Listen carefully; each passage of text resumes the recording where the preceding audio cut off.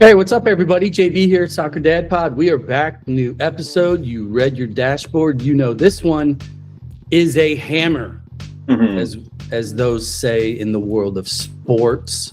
You don't get many guests that know the subject matter and has performed said subject matter better than our guest today. So this is going to be a blast. On the line today, his partner in crime from his basement out in West County, Zach Lewis. What's up, Zach? Howdy, howdy. Yeah, I'm excited, man. I re-listened to the original episode almost, I think, was that over 2 years ago almost? And Well, yeah. it's crazy. Well, a year and a half ago, about 18 months ago. And just listening to the stories that he told about his background and playing in St. Louis and how we're still the best soccer city in the U.S., maybe next to his hometown. Mhm. It's really exciting. And I think today is going to be a little different because we're going to focus on more of current issues and current topics. But I'm super excited. And the fact that he said yes again is just a credit to, Well. Let's call a spade a spade. Him saying yes again means we didn't fuck it up the first time. So exactly. That's my point. Yeah, we did something right. And because I was worried. I'm like, yes. he's gonna ghost us. Yeah, that's Hey, a good point. so before he jumps on, real quick follow up. How was Fest, man? What'd you see out there? For our listeners that are wondering about the Academy Showcase Chaos, what was Phoenix like? Phoenix itself was beautiful compared to here in St. Louis, where it was 20 degrees and snow covered ground. To go out there and be able to take shoes off and walk around a little bit in the nice weather was great. I do think that this was the first fest since they added the MLS Next 2 platform into the group, and I can tell you that it added a lot of games that these college scouts and other people are having to go to, and so I have some criticism there, just not watering it down, because it sounds like I'm saying that there's not enough talented people. It's more the fact that some of these scouts are having to be there for 2 weeks to cover all the different games from the different age groups, and so I just feel a little uneasy about how many teams and games there are at these showcases, and they're all paying the same amount. So these parents that are coming in for these other games are paying the same amount, where you go to one of those games, there's no college coaches on the sidelines scouting, and then you go to another game and there's 50, and they're all paying the same amount. And I just, the disparity, I think, is something that needs to be addressed at some point. But all that being said, it was a great event. For us personally, it was Grady's last event with St. Louis Scott Gallagher. So there was a lot of emotions for us, and they got to play another top team in FC Delco, which they had beaten last year to get into the playoffs. And so it was a very high energy, high intensity game. So overall, it was a great experience, and I'm really glad that we got to go. Did you buy a ceremonial bottle of Budweiser and pour one out on the field for Grady's final? No, I was terrified to even have anything near a bottle near the field. The MLS sent out a very clear and pointed message that anyone caught with alcohol or even inebriated could result in fines for the team and all these things. So they were very clear, even though they were selling it on site, by the way, selling it on site in one of the food trucks and in the main venue as you walk through. But it was a great time. But yeah, for Mandy and I, a little emotional to see that final event. But one quick story. Well, hold on. Here's what we're gonna do. We're gonna take a quick break. We're gonna save the story for a later time. We've got our guest in the waiting room, so we're gonna take a quick break. When we come back, Mr. Ramos, here we go. All right, everybody, we're back. The magic of post-production. You missed nothing. We are here, Soccer Dad Pod. Our guest has just jumped into the queue. We've let him in the door. We're going to be talking with him in just a second. I wanted to be sure and bring up one last thing. Zach was just talking about Fest. The other thing that I wanted to remind you listeners of, currently, February 7th, Soccer Dad Pod is going big time. We're going official. We are doing what every major institution in America strives for, and that is a trivia night. We've jumped right over mouse races. We're going straight to trivia. So be sure, if you're interested, you want to get a table. Tables of 10 right here in St. Louis. We, as you well know, we are club agnostic. There's no club that we're sponsoring here. We love all clubs. In fact, we chose the APA because who doesn't love dogs and cats? So if you want to come out, hang with us, trivia is going to be based around soccer, of course, rock and roll, food and beverage. Hit us up. We're going to have a blast.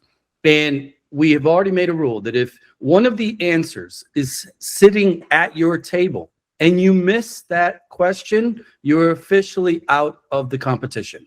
So that's the final rule. So hit us up, Soccer Dad Pod Trivia Night, February 7th. We're going to be out in Fenton. Tables of 10, all you can eat and drink. It's going to be fun.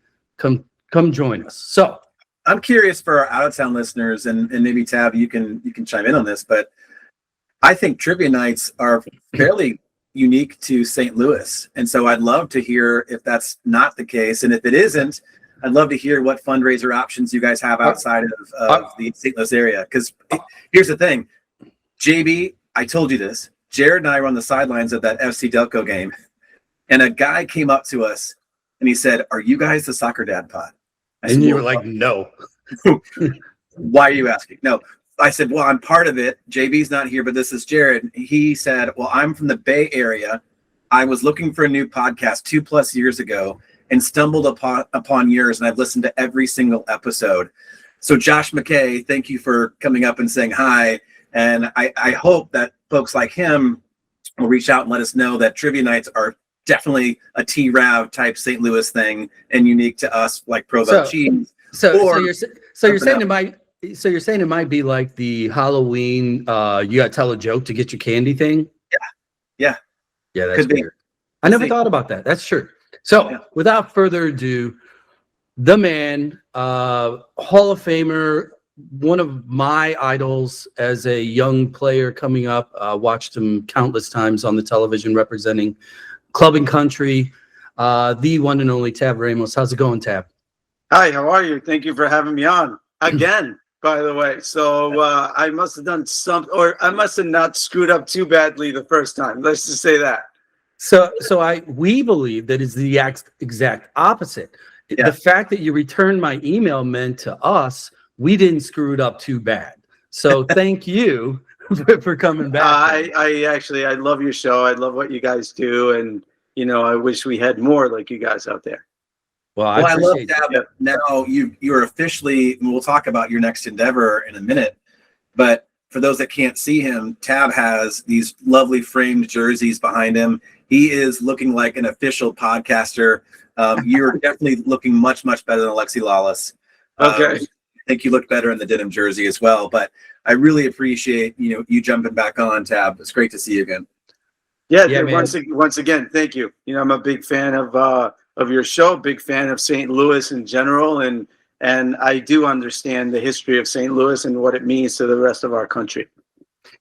Well, I appreciate that. So if you're listening and you want to watch, be sure to go over on Spotify or YouTube. You can catch it there. Trust me, we actually don't look that bad for a bunch of older Xers. Zach, I'll give you a pass because you're on the bubble. Thanks. But there we go. I want to start off where what you just referenced, because in our previous conversation, which was episode 145. If you're listening and you want to go get caught up, it's 145, where we talk about, Tab, your background, your path, and where you landed, and just your soccer life, so to speak. But towards the end of that conversation is where we really hit the honey hole, and we were having a conversation about venues, and it came up. You brought it up. We didn't tee it up. You said, and I have it quoted, that Soccer Park was your Azteca. That was our Azteca. So, well, go ahead. No, go ahead and finish the question if you had a setup, but yeah. Well, here's the setup. The setup is quite simple because we are infamous on this show. We love rivalries, and we hate certain cities in this country that have a lot of flair, but I think lack some substance. So I'm going to ask you just a simple question. If you had to choose A or B, and we're going to take Jersey out, you can't answer your hometown. That's unfair. Sure. A or B, Kansas City or St. Louis? Give it to me, soccer capital of America. Well, I didn't know. Listen, I you know, and I know that you're big rivals. I love going to Kansas City, but I don't think Kansas City would be necessarily in the conversation in terms of soccer capital of America. So I'll leave it at that, because I think it's for all of us that have gone through the history of soccer, at least in the last 4 or 5 decades, we understand what St. Louis means and what St. Louis is. So I don't think that's a conversation even. Well, I appreciate that. So I'm gonna cut that clip. I will be sending that to my friends on the west side of the state. Case closed. What I want to do is go ahead. Let's get into some meat and potatoes. There's a lot of soccer action going on right now, from leagues, from national teams, tournaments, etc. And what we wanted to do, we wanted to start with the big dog, because last week was the official draw for the 2026 World Cup being hosted here in the States with our two neighbors, Canada and Mexico. Zach, go ahead. You're teed up here. Let's get this started. Yeah, Tab, what I really want to know is your overall thoughts on the draw show. You know, if you could really dive into the theatrics of. No, I'm just kidding. I'm not going to ask you about that because I would like your opinion, but we can get that off air. I'm really more interested in the draw, right? So we are in with Paraguay, Australia, and then either Turkey, Romania, Slovakia, or Kosovo. And we're in Group D. We are the highest ranked team in the world in that group. And according to all those prognosticators, Group D is not the group of death, but we're 4th down. So what are you looking for in that first match against, it is against Paraguay on the 13th of June. What are you looking for from the U.S. on that first game? Well, so first of all, I know that you're saying we're not the group of death, and there are some difficult groups. But having said that, I don't really think we can qualify groups of death when it's a 48 team World Cup, and you have, potentially 3 qualifying out of each group almost. So, that makes it hard to make any group the group of death. But having said that, I think we were very fortunate with the draw. I think, where the draw depended a lot on what happened on 2 different things. One being what pot 2 team you would get, right? So you could get anywhere from Croatia and Colombia down to Australia, which was the weakest one of the pot 2. And then what happened in pot 4, depending on whether you'd get a European group, and depending on which one that was, whether that would have been let's just call it the Italy group, the Denmark group, or the Turkey group, in that order, right? So I think we sort of, let's say, lucked out on both, because obviously, Australia being the weakest in Group 2. And by the way, not that I'm saying Australia is not a good team, but it is the best draw we could get in that pot, and we should be happy about that. And then in terms of pot 4, I think we also got a pretty good draw, considering we were likely ending with a European team anyway. I think we got one of the better groups that we could get out of the European team. So I feel very confident about the group. I feel first confident about the team that we have, because we do have a good team with good players playing on important clubs around the world, and the team has kind of turned it around a little bit. So to answer your question on the specific Paraguay game, I mean, we just played them. Which gives us the advantage of knowing who they are and how they play. Of course, a World Cup game is not the same as a friendly game, in November, in the U.S. somewhere. Paraguay is not. It's not like Paraguay is sitting at home thinking, "Oh, the U.S. is higher ranked. We're going to lose that game." They're not thinking that. No. But having said that, we're the favorites, and we should win the game. So we should feel good about it. We should feel good about going into our last game against, let's just call whatever that European group, let's say Turkey, because they're probably the best team of that group. Let's say if it's Turkey, we should feel good about that. We should be going into that 3rd game of the first round having 6 points already, and that's a good place to be. I have a follow-up, and I love your answer on that, but I'm curious to hear your thoughts on the emotional side of the game when we say things like, it's a good group, it's a good lot for us to get into. Does that add fuel to the fire for Paraguay and for Australia and those other teams? Or is that more of a pump up for Pochettino and that crew? Yeah, and that's a great question, because the answer that you would receive from our, let's say, delegation about the group that we have, they're happy about it. And if you want to feel disrespected because you're Paraguay or Australia, that's okay. But don't forget too that Australia and Paraguay are very happy they're in our group, because they could have been in Brazil's group or Germany's group or Netherlands group, right? So it sort of goes both ways. So I don't really buy that argument, because they should be happy that they drew us and not Brazil or Germany or Netherlands or someone else, right? I mean, or Spain. That's normal.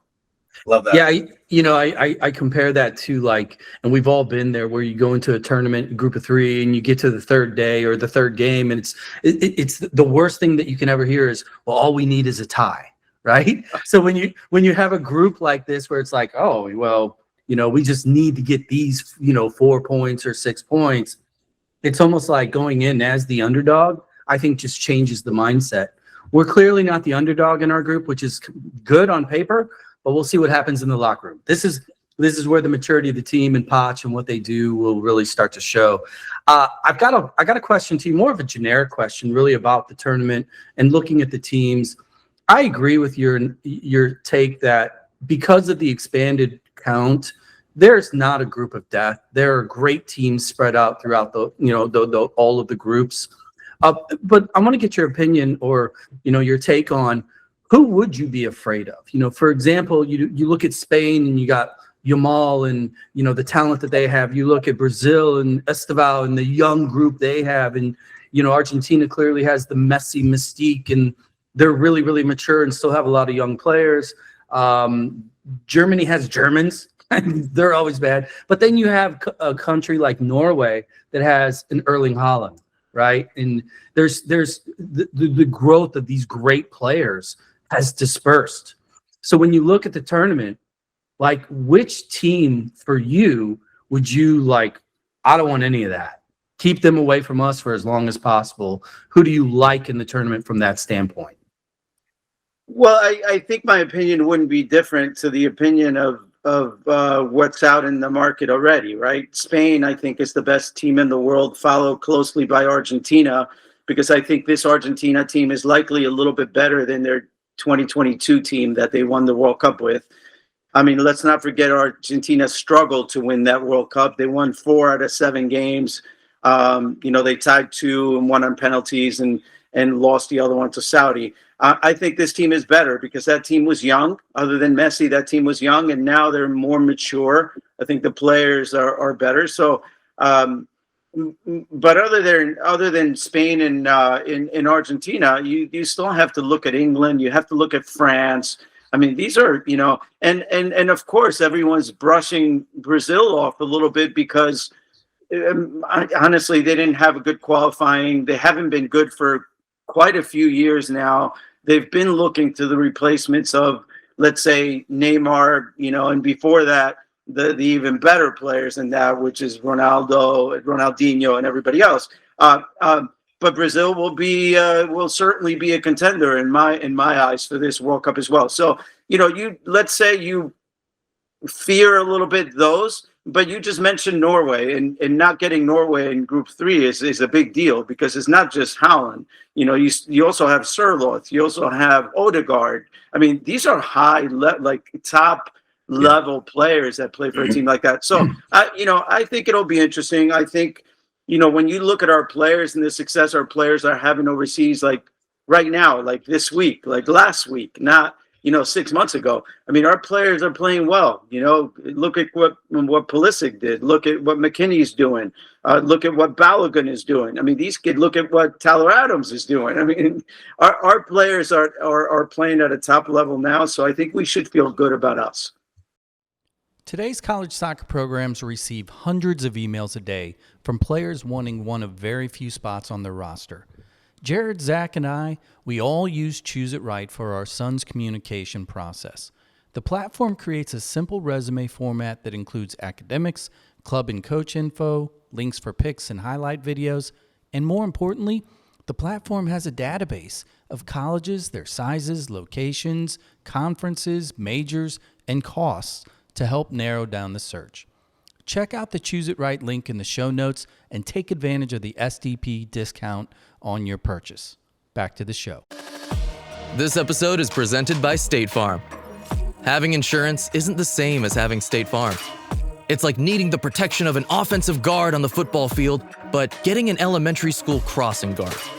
Sure, they're both guards, but you can only trust one to keep your quarterback safe when the game is on the line. So don't settle for just any insurance when there's State Farm. Like a good neighbor, State Farm is there.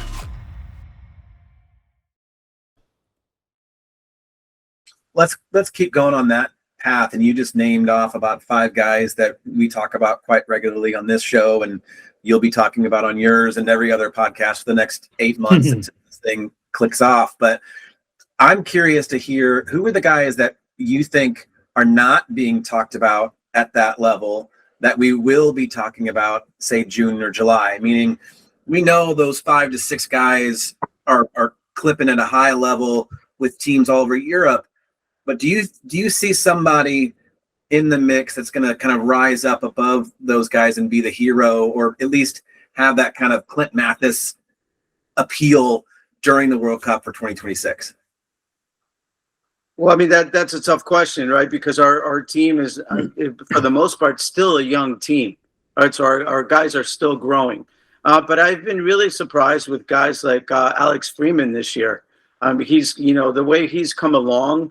At first, I was a little bit surprised he got called in, and now I'm thinking, man, with the progress that he's made this year, he may be one of our better players going into the World Cup next summer. And that's even if he doesn't get transferred in midseason, because there's always a possibility. I mean, there's already rumors out there, and not just rumors, there's real interest from Villarreal to bring him in potentially even this winter. And so if a player like that goes overseas and now plays for, Villarreal, which, by the way, is not playing well in the Champions League, but is doing really well in the Spanish league right now. They're in the top 3 or 4. So if he joins a club like that, and if he does well at a club like that, playing every day, that could be one of the players that's a real big surprise. And then I look at guys that are still playing in MLS, guys like Max Arston, right? You look at Max, and for me, Anthony Robinson has been our best player the last 5 years, right? And he hasn't played for the last 10 months, so we tend to sort of forget about him a little bit. But he was our most consistent player for the last 3 or 4 years by a mile. And he's been injured a whole year. And you know what? Max Arston has gone in there and made us forget about him a little bit. And I think that's a big compliment to him and what he's done. Here's a guy that maybe is not in general the best defender, but he makes it up with effort, and then he attacks really well from that left side. So I think those couple of guys, and then there's the opportunity of a guy like Tillman. If Tillman can get going, at Leverkusen, I expect a little bit more from him, and I think if he has a good year in Germany, he could be another one of those. Let me ask a kind of a closing question on the national team as it pertains to going into the World Cup. We've just talked about a lot of names, and they're all kind of thriving in their environment. They're doing their thing. But when it comes to the national team, we still need a leader. In your opinion, out of that group, who do you see as kind of maybe rising to the top that can kind of check the boxes, not only from a production standpoint, because they're all producing, like what Pulisic did 2 days ago, what McKinney did yesterday. They're constantly proving to us they can. But in the locker room, we're going to need the guy. Who do you like kind of going into 26 to maybe, be the voice, or do you have an opinion on that? No, I do, and I know the players pretty well, obviously, because I've had an opportunity to coach them myself, so I know them personally. I think the one I would pick out of all of them is one that we haven't mentioned, which is Chris Richards. So Chris Richards obviously has been incredibly consistent, and he's one of those hard guys, just like a little bit like Tyler Adams, where they have that demeanor about him, like that I don't want to lose type of demeanor. And I think Chris Richards will, by the World Cup, become a real important piece of the outcome that we'll have at the World Cup. I love it. Well, let's move domestically. We since we solved all the problems. Actually, let me ask one last question. This is my 3C. Now knowing our group, we kind of know what our roster is starting to look like. We've seen the map as far as who would advance, 1v2s, etc. Looking at the United States' path, what would you consider a success at this point? Are we talking about get out of group? Are we talking, 32, 16, round of 8?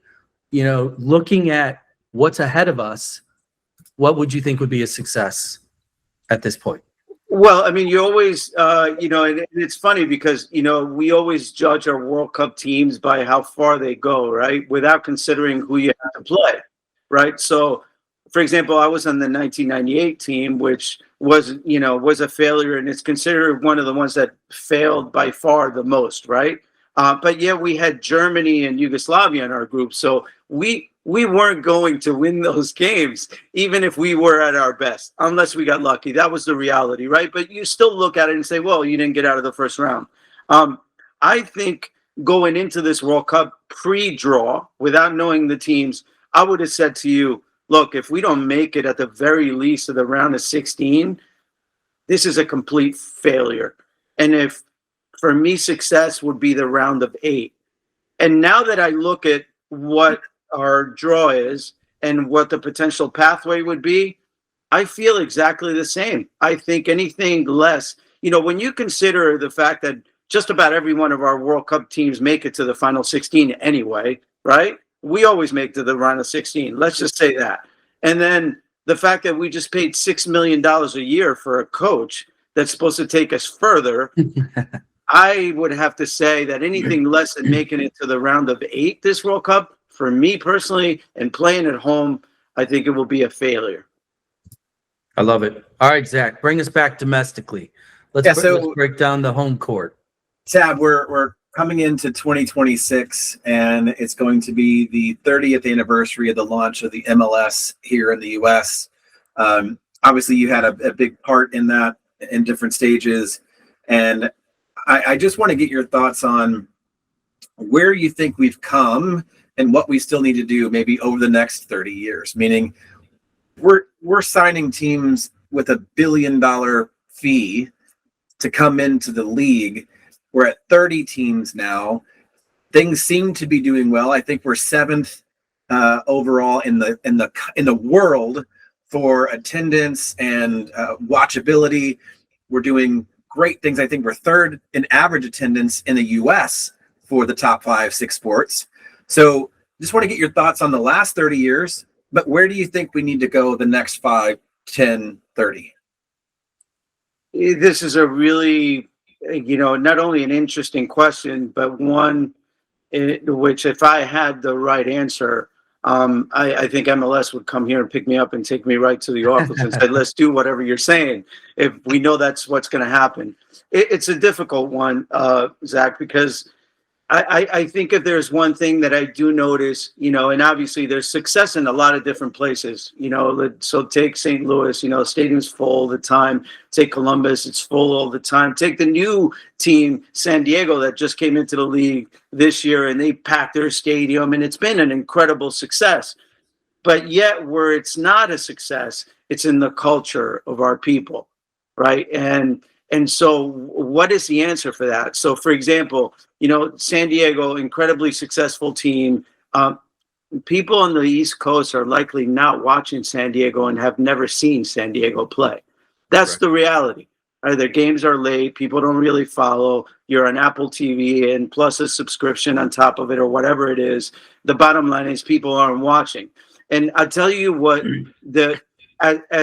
as hyped and excited as I am about how far MLS has come and how beautiful the stadiums are and how amazing the atmosphere at each stadium is, because they truly are amazing atmospheres. When you go to the stadium, you go to the games.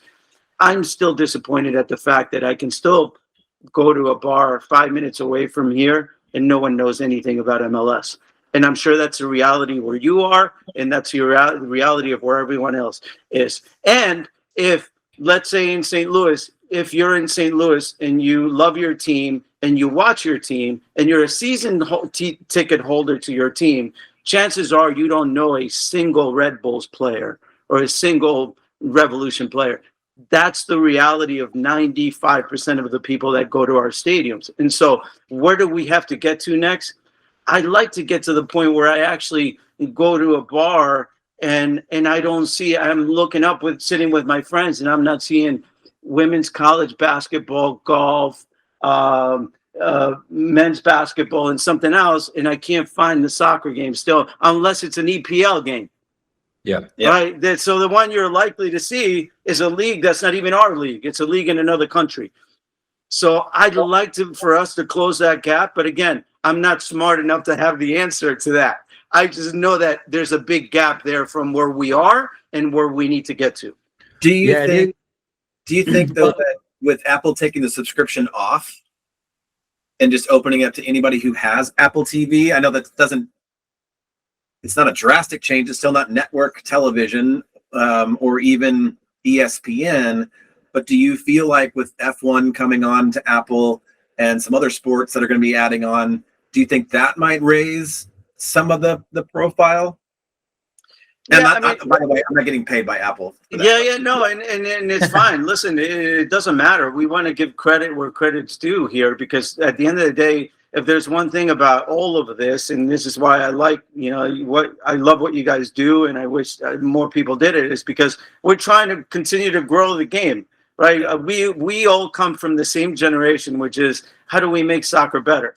Like the guys who are playing now and the people who are the new fans now, they think it was always like this. They don't realize what we lived through to get here, right? And so we have to deal with that. But I have to say, I think you answer your own question. Yeah, of course, it'll be a little bit better, right? But the bottom line is, we're already in a culture where I think if you were to talk to a lot of different soccer people, they know a lot more about the EPL being Saturday mornings than they do about when do their team play on TV and when does it's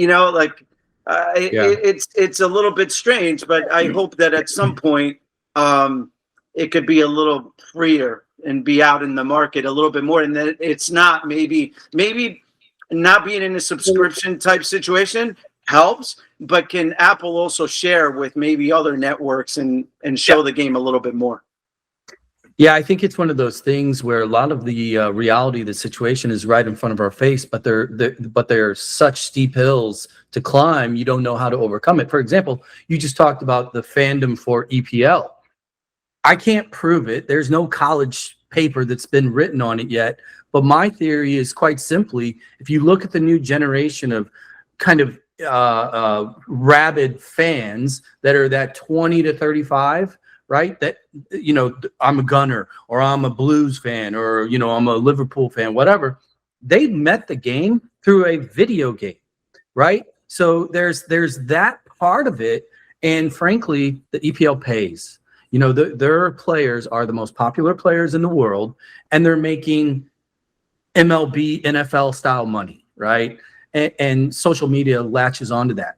But here's where I want to go with this, though. The question is a little bit of a compare contrast with the other league that is making significant strides and moves here in America. And I love everything they're doing, frankly, for exactly what you kind of touched on, and that is culture. And the USL and what they're doing or trying to do. And again, they've got a lot of steep hills to climb themselves, but the locations, how they're embedding in the community, their TV contracts, they're on CBS, right? They've got a game every now and then on CBS, easy to access. They're kicking out and rolling out this potential, we don't know what it's really going to look like, but Pro Rel. And these are things that the EPL fan in America understands. And everybody hates the man. And to a degree, in social, media circles, soccer circles, MLS is the man. Can you take a second and just maybe give your 10,000-foot view synopsis of what the USL is doing and how that plays into growing the game here, getting more people involved, the culture, et cetera? Yeah, USL has a little bit more of a community feel, right? And maybe that's why people are saying, you know, or people overseas can relate to that a little bit more. USL is more of a town-like atmosphere when you go to the games. It's the people from their community that just walk up and go to the games. But I think here's the important part. By the way, USL is miles away from MLS. I mean, not only is it not close, but it's not anywhere near. And I'm a big fan of what USL is doing, by the way, because I love the community field type thing. I think that's what really works. But yet, you know, when you look at numbers of how many people are watching on TV, if you saw last year's finals, and I'm sure this year will be different because Messi was in the final, so I'm sure, you know, MLS's numbers will be a little bit higher. But last year's finals for MLS and USL were about the same, you know, in terms of how many people watch. And I go to this, which is the importance of, you know, how important to have free TV is, right? Because USL gets in front of the same amount of people that MLS does, and yet their budget is so small. I mean, they're so far away, right? So imagine if MLS would have taken the last 2 years in which we've had Messi and just blasted that everywhere on regular TV. Think how many more people would be watching MLS now than were watching before. And I think this has been an incredible window that maybe, I'm not saying we're missing it because, you know, by the way, my kids go to school at my local high school, and there might be a Messi or two jersey here, a pink jersey, right? So it's kind of spread, right? That pink Messi jersey is kind of spread a little bit all over the country. I know you guys are pink too, but that has spread a little bit. Hold on, that's City Red. That's not City Red. It's I'm called sorry, City Red. Okay, City Red. City Red. No, but that's something that I think we missed out the last couple of years. That, you know, USL is getting that right. They're maximizing their visibility, and I think MLS hasn't been able to do that, and that's unfortunate. Let me ask you one more follow-up question about MLS along the lines of what we're discussing right now, that being culture and kind of fandom and the connectivity. I want to go back to the final that you just referenced, the Miami final. They win, Messi and crew, they win. And one of the things that was making the rounds was the reality that out of the starting 11 and even the whole bench all the way down to the last rostered player, there was not a single American player that was part of the process. And in today's environment with what's going on, you know, in MLS, and you look at even college and club, you know, there's this influx of really high level talent that is foreign talent. And if we're trying to grow a domestic fan base to really engage these leagues, it is really hard for the new soccer fan to kind of find a team when they don't connect, in my opinion, because it's like the Olympic effect. None of us like synchronized swimmers unless it's an American, you know, swimming for a gold, right? And I look at these teams. Do you think that like this is something that, you know, and here's where I'm going with this, Miami in particular, Cramachi is one of the next gen kids that looks like he has the potential to represent us, you know, at a much higher level. He's in Europe now, and I get it. It's better over there. But at some point, do you believe MLS and U.S. soccer should be like, well, hold on a second. It's good for both of us. Can we figure that out? Or has that ship sailed? How much time do we have on this? Because I really want to, you know, roll up my sleeves on this one. You know, hey, seriously, we have to do that. Listen, the MLS has become a foreign league, and so has college soccer. You know, so for all the people out there who are thinking, hey, I want to get my kid ready to go so that I can go to college, man, you better be training a lot more because college is for foreign players now. And that's where a lot of us grew up through college. You know, so it's, you know, you consider now that if college is mostly for foreign players and MLS doesn't have that many American players playing on teams, where are our guys going? So where's the progress for us? And I get it. Look, professional league, I totally get it. You should have the best players you can buy at all times. That's, at the end of the day, that's what fans want to see. They want to see the best players. All right. So the Premier League is no different. You know, what was it? Arsenal a couple of years ago didn't have a single English player on the team, right? I mean, Right. It happens, right? So that's not the problem. Where I worry is a little bit about the development of our players because we haven't been a soccer nation for too long. And so we still need our players to develop. And we have all these MLS academies, and they have all these fancy analytics to let you know whether a player is good or bad or whatever. But where's that player going if they're not playing for their team? So it's a long conversation. I think it starts with college for sure. But MLS has to play, I don't know if you will get to the point where once again, somebody's going to come along and say, hey, can we do like the NASL used to do where you have to have 2 Americans on the field? I mean, I don't know if we get to go backwards at some point. Well, let me ask you a follow-up to that, because while I don't know if that's going to happen at the MLS level, do you think it should happen at the college level? Do you think there should be some restrictions on age and, origin for college eligibility? Well, I mean, but this is a longer conversation, because don't forget, when you talk about college, you have to include the women's game, and they go together. They go hand in hand, and this is why when I was at U.S. Soccer, we try to implement like a double season league for college, so that I don't know if you remember back then, but I started this program in which I invited, when I was technical director for U.S. Soccer, it was Nike schools at the time because they were sponsoring it a little bit, but I invited most of the ACC teams to play a FIFA rules spring season. They would all play each other, and it would be 90-minute games counting from 0 to 90. It would be the regular FIFA rules, with the substitutions, no re-entry, that kind of thing.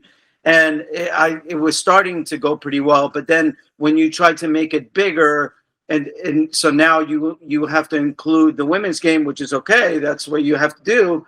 But not necessarily everyone's in agreement, because the college game and women's soccer is so much bigger than the men's game. So now there's only so many places you can go. So I think something should be done in college, but I just don't know that it will be able to get done because of all the NCAA rules. I know that they're trying to implement different rules now. I just don't think they will get very far.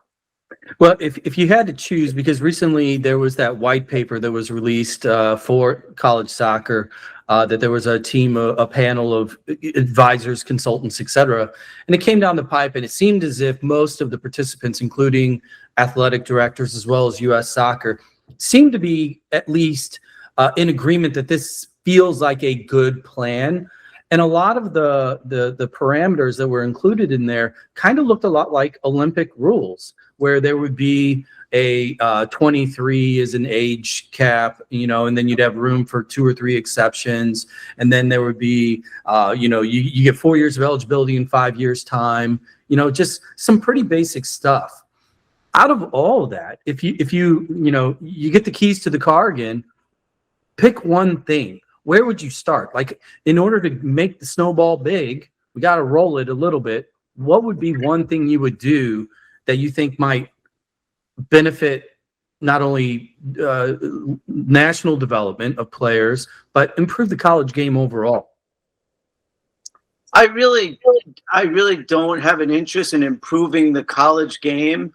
What I do have an interest is improving the American player and having the American player have more opportunities in college. I think that's really important. I think, when you look back to the 70s and Title IX was implemented, this was obviously great for women, but it certainly hurt the men's game, and it delayed the men's game likely by decades, because now, if Title IX had been put together not by count of people, but by sport, then it would be a different story, right? But now, when you have to count the men's programs and the 120 football players that you have, and so now the college game could have been, for me, a game that could have helped our American game develop so much faster, because the facilities are incredible, and because likely we could have had so many more men's players and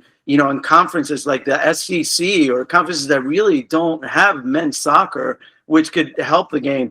So I think at the end of the day, I would like, if there was one thing, because that was your question, if there was one thing we can do, for me, it would be to limit scholarships to foreign players in college.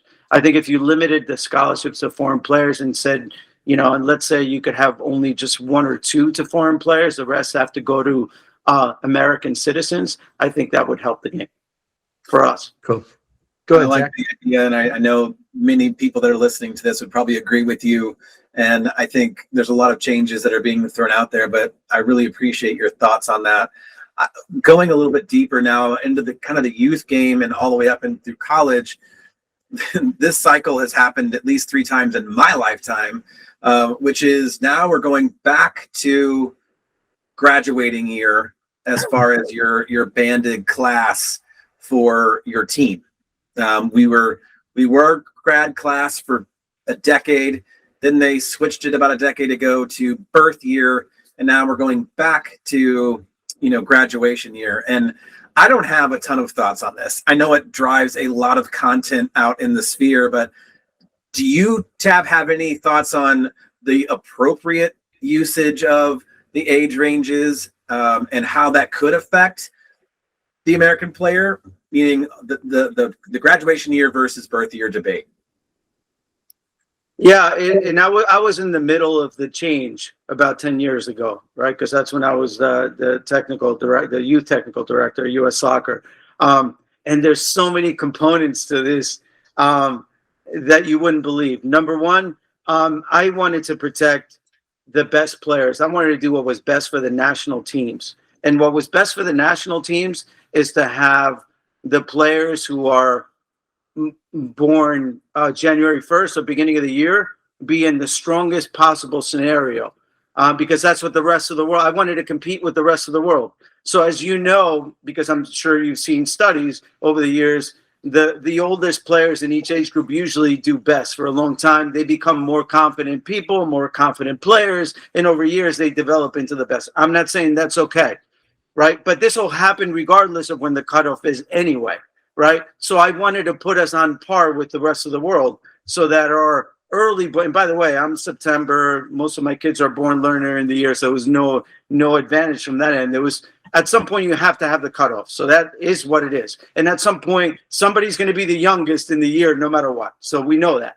Now, what I found with the way it was that, okay, so you go by graduating year or you go by school cutoff. So then I found that some schools cut off by August 1st, some did September 1st, some did October 1st, some did October 15th, some did November 1st. So it all depended. So it wasn't one uniform across the country, right? So that was already different.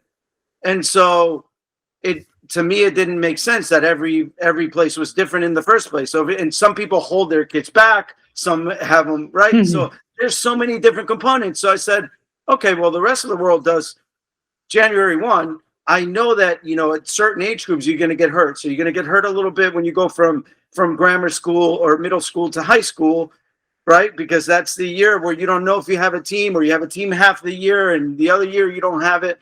But we had the academy at the time. So our development academy covered that, right? So it's a very difficult question to answer, but the bottom line was we want to be competitive with the rest of the world. And to be competitive with the rest of the world, let's at least have the same starting point. Now it goes back to school year, so I think it goes back to the way it was. Do you think it might be one of those kind of traditionally American things where we're just overthinking and focusing on a potential non-issue? And where I'm going with this is there's a lot of reality, not research, reality. When you look at true soccer nations like Brazil and Argentina, France, Spain, in which the Netherlands in particular, where it's not so much about birth year, school year, because they're all on birth year. That's non-negotiable, but it's playing styles and it's the culture. Futsal in particular is massive in most of those countries I just named. A lot of them, the Netherlands in particular, they stay at smaller sided games much longer, like 7v7 and 9v9 up until, the early teens, and then pull kids out to full field. And I've heard a lot of different theories as to why they do that. A lot of it is dependent upon, well, until you hit puberty, a full size field is a pain in the ass for little bitty short legs, so there's that. It's too big. And I'm looking at what's going on in America, and it's this just constant growth of club and this pay to play argument. And in Texas in particular, Texas is now kind of ahead of the curve in growing and promoting an extended 7v7 and 9v9 formats into the 12, 13, 14-year-old age groups. Do you see that as something to where we can get out of the weeds of when you were born? Why don't we look at how we're playing and what style we're playing to maybe help grow the game here from a quality standpoint? Yeah, it's really interesting because, analytics are playing such an important part of our youth development now, in particular through MLS, right? They have all these different ways of analyzing who's good and who's not great, who's making plays and who's not. At the end of the day, I'll agree with you on this, that you're going to get better by being involved in game actions, right? So the bigger the field, likely the less ball's going to be near you. The less likely it is that there's going to be an opponent near you. So in the end, you have less game actions. So the smaller you make the field, the more game actions you're going to have and the more you're going to learn. So I will leave it at that. I agree that the longer you keep the field smaller, the better.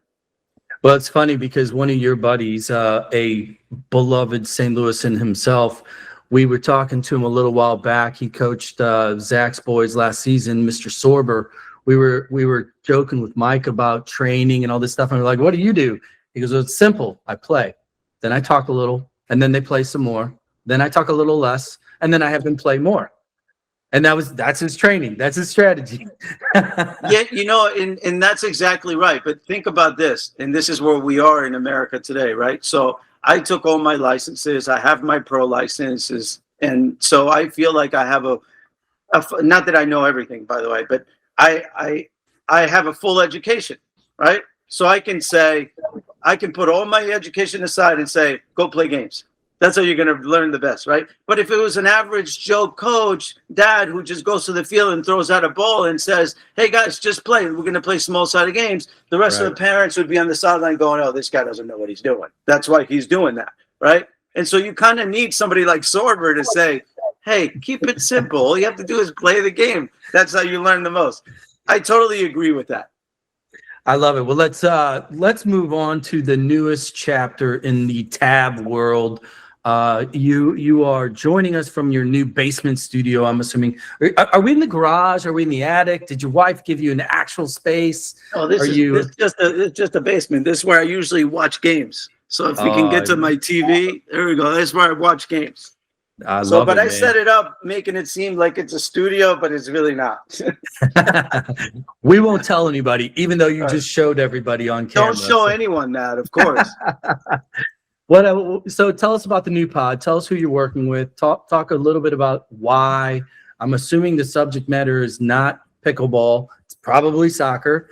What do you guys have going on, man? Yeah, so I started a podcast with Tom Bogert called Inside American Soccer.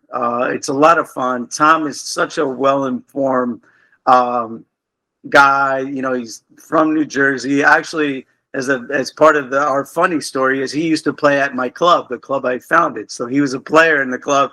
I actually took him to a trip to Argentina when we played. We went down there and played River Plate and a couple teams and got hammered and that's kind of how his introduction, as he says, that trip is when I knew I wasn't going to be a professional player. But yeah, so Tom and I have a good relationship. We started this show that's fun, but it's basically mostly about American soccer only.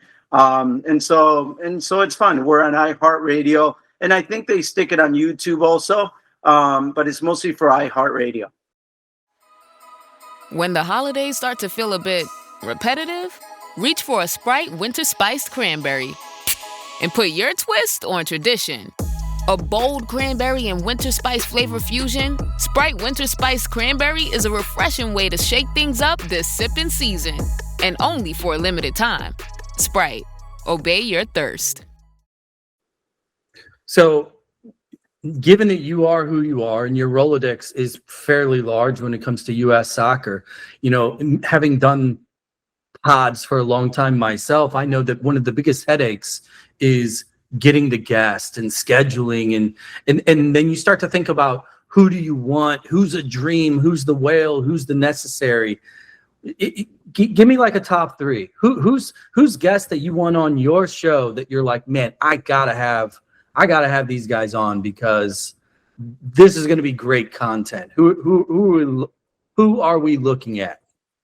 Oh wow! So we haven't talked about guests really. But yeah, it's not really like part of our show. Is just discussing like what's happening with our national team most of the time. So it's not so much about bringing in other guests. But if I had to choose, wow, there's so many people that I'd like to bring in, right? I think for me, Clint Dempsey would be a nice guest to have on, just because I like Clint a lot. I can relate to a lot of what he's talking about. We almost speak a little bit of the same language, I feel, like in terms of how he feels about the game. So I like that. I would love to bring Clint Mathis. I haven't seen Clint in a long time. And Clint is for me, and I don't know if I've mentioned it on one of your shows before, but Clint Mathis is likely for me like the most talented American player that I've ever played with, and likely that I've ever seen, because he was one of the few who could do everything: right-footed, left-footed, was fast, was good in the air, could dribble, could pass. He could do it all. And so I'd love to have him on and see how he sees the game nowadays, now that all these years have gone by. And then I would go to my friends. I'd go to guys like Tony Meola and Eric Winalda would be a fun guest to have. So these kind of guys. Yeah, Mathis, we were so lucky. We had him on a little while back, and hearing him talk and tell his stories, the watch story in particular, he's just one of those guys. You're like, as much as I love you as a player and watching you, I just want to go have a beer with you, dude. Like he just has that thing, now he's a soccer dad too. He's got his kids that are in the mix, and I have to wonder what the other parents think about that guy yelling at his son, right? What does he know, Right. Kick it, boot it. So yeah, he was episode 154, so just 9 episodes after we talked to you, Tab. We got to talk to Clint, and for us growing up, and watching the World Cup in 94, to see you guys and talk to you guys was kind of a dream come true for us, and our pod is set up differently than yours with Tom, in that it's so heavily focused on the guest, because right. I mean, JB, Jared, and I are pretty good at talking, but I think most people want to hear from you guys. I do have a caller who just dialed in. Dan Donegan would like to know a little bit more about Who is that?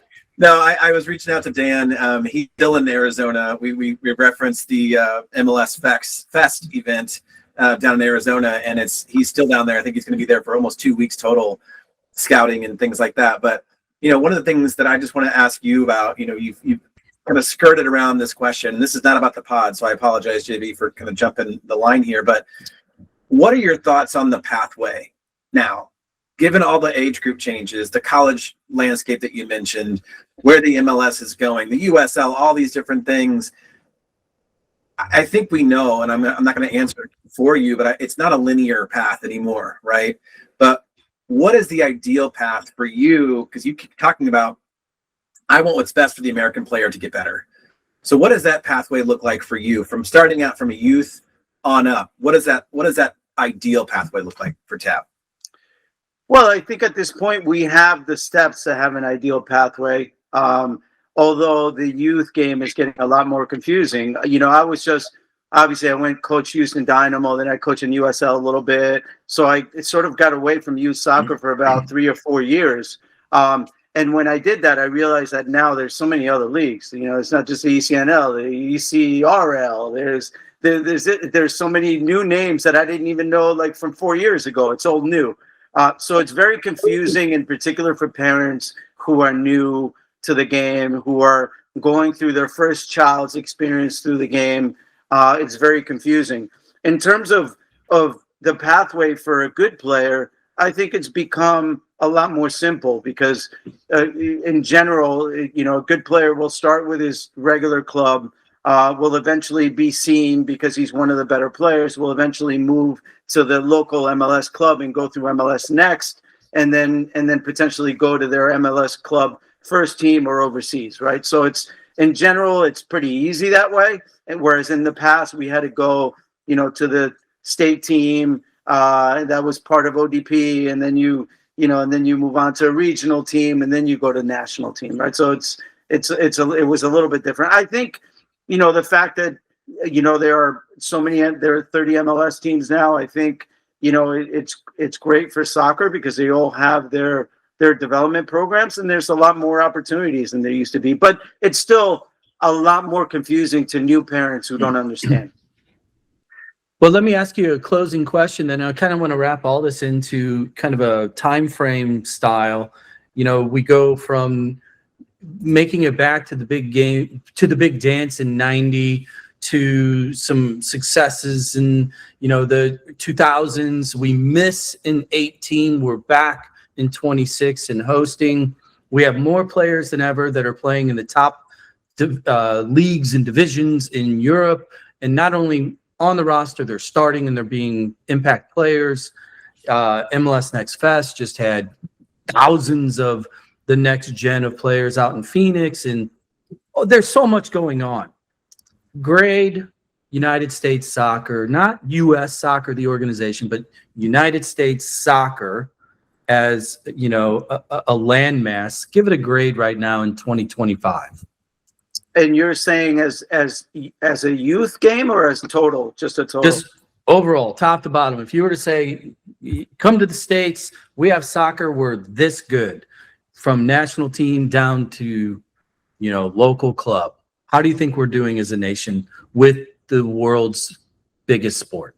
Well, because we come from that generation, I can't help to think where we were and compare it to where we are now. I would have to say no less than an A- where we are. I mean, the progress has been, I'm not sure how you guys feel, but for me, I couldn't imagine we'd be here, 30 years ago at all. And because of that, I will say A- only because there's a lot of progress to make in terms of the culture as we spoke, but I think soccer is in a great place. I love it. Tab Ramos, the man, not the myth. He's here. We got him twice. And I got 2 stars now, 2 stars on this show.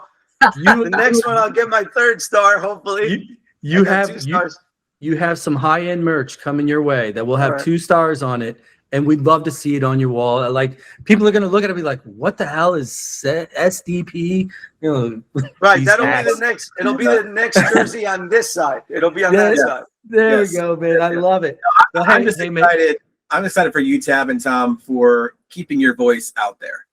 I love your perspective, and it's not just the experience, but you just have a unique way of explaining things about the nuances with this game and the culture, and it's really refreshing. So I'm so glad you have your own outlet now, and I will be subscribing as well. Thank you. I appreciate that. Awesome. So for all of you listening, I will be sure to have a link to the new show in our show notes. Thanks for making it this far. Send it to a friend. Like, review, follow, share, all that stuff. It's free. Like I said, we have very low self-esteem, so all those little clicks makes us feel better. So, Tab Ramos, thank you again for joining us, man. This has been a blast. Thank you for having me. Appreciate it. All right.